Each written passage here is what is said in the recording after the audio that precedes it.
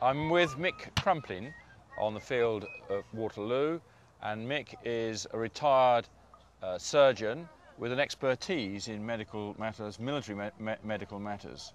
How did that come about, Mick? Good question. I was a trauma, general and upper GI surgeon for 30 years, and I took up as a hobby the Napoleonic Wars, realizing that few people had written much about the practicalities of surgery and wounding and the conditions under which men suffered and the surgeons had to work. So I took on that as a post-retirement project.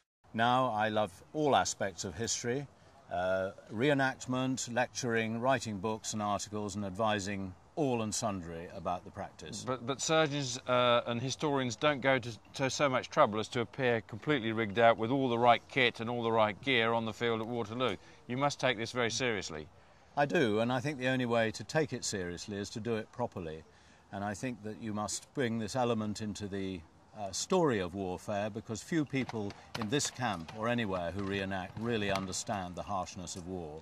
In your forthcoming book with pen and sword, can you tell us a bit about the book and its contents? Having written about the practice of surgery, I selected the most meritorious surgeon in Wellington's army, known as the English Larray.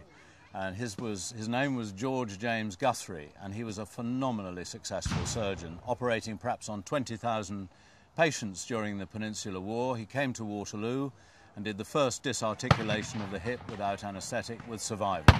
So the book is about Guthrie, and I think it's an admirable subject. And lots of anecdotes about soldiers surviving and soldiers perhaps not surviving on the battlefield. I think that's right. It's a terrific mix. And each battle we talk about some of the less successful and the more successful operations, because that tells you how surgeons worked.